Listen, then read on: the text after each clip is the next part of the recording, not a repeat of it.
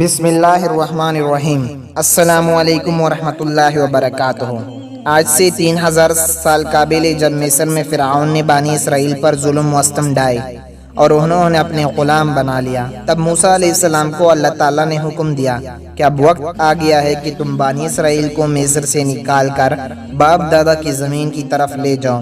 اللہ تعالیٰ کے حکم کے مطابق موسیٰ علیہ السلام اور ان کے بھائی ہارون علیہ السلام ہزاروں بنی اسرائیلیوں کو لے کر راتوں رات مصر سے نکلے اور بحیرہ احمر کی شمالی طرف خلیج سوئس کے شمال میں پہنچ گئے۔ حضرت موسیٰ علیہ السلام بنی اسرائیل کو لے کر رات کے وقت روانہ ہوئے تو فرعون نے 10 لاکھ سواروں کے ساتھ ان کا تعاقب کیا اور حضرت موسیٰ علیہ السلام کو ہمراہوں کی تعداد 6,20,000 تھی۔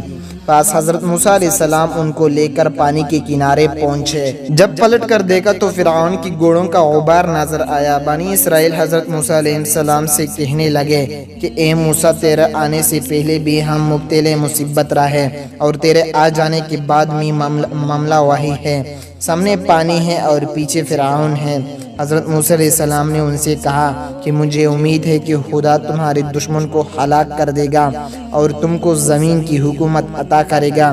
حضرت یوشع بن نون نے عرض کیا کہ اب کیا حکم ہے؟ تو حضرت موسیٰ علیہ السلام نے فرمایا کہ مجھے حکم ہوا ہے کہ پانی پر عصا مارو، اور خدا نے دریا کو وحی کی تھی کہ وہ موسیٰ علیہ السلام کو عصا مارنے سے اس کی اطاعت کرے۔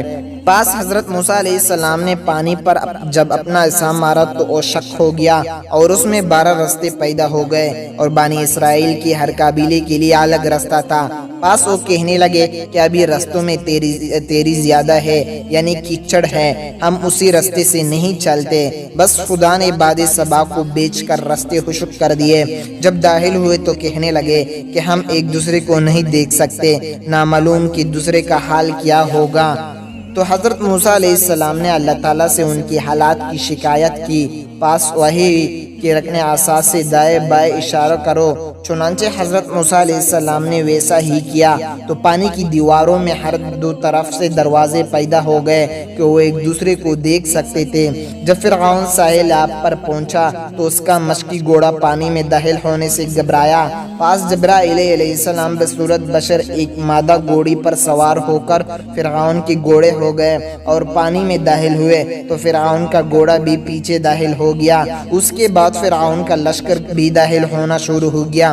جب بنی اسرائیل سب کے سب پاس ہو گئے اور لشکر فرعون کا سب داخل آب ہو گیا تو بیگم خدا پانی آپس میں مل گیا اور لشکر فرعون غرق ہو گیا اور فرعون کا بہت عبرتناک انجام ہوا۔ جب فرعون غرق ہونے لگا اور ملائکہ عذاب سامنے نظر آنے لگا تو کہنے لگا کہ میں اسی ایک واحد لا شریک پر ایمان لاتا ہوں، مگر اللہ تعالیٰ کی طرف سے جواب دیا گیا کہ اب ایمان لاتا ہے، حالانکہ تو پہلے نافرمانی کرتا رہا اور مفسد بنا رہا، تو آج ہم تیرے بدن کو دریا سے نکال لیں گے تاکہ تو پچھلے کے لیے عبرت ہو، اور بہت سے لوگ ہماری نشانیوں سے بے خبر ہے۔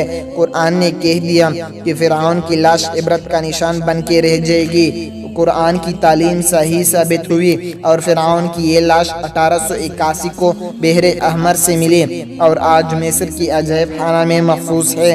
فرعون نے خدا ہونے کا دعویٰ کیا اور اللہ تعالیٰ نے اسے غرق کر کے اس کی لاش کی نشان عبرت بنا لیا۔ فرعون کی لاش کی لمبائی 202 سینٹی میٹر ہے اور فرعون کی لاش 1235 قبل مسیح سمندر میں ڈولی ہوئی تھی۔ 3116 سال سمندر میں پڑے رہنے کے باوجود یہ گلنے سڑنے سے محفوظ ہے، اور یہ واقعہ اس بات کا ثبوت ہے کہ قرآن مجید ایک الہامی کتاب ہے۔ سبحان اللہ۔ تو یہ تھی ہماری آج کی ویڈیو۔ امید کرتا ہوں کہ آپ کو ویڈیو اچھی لگی ہو۔ اگر اچھی لگی ہو تو اس ویڈیو کو لائک کرو اور چینل کو سبسکرائب کرو اور بیل آئیکن کو آل پہ کرو تاکہ ہر اسلامک آنے والی ویڈیو آپ تک آسانی سے پہنچ سکے۔ ویڈیو دیکھنے کا شکریہ۔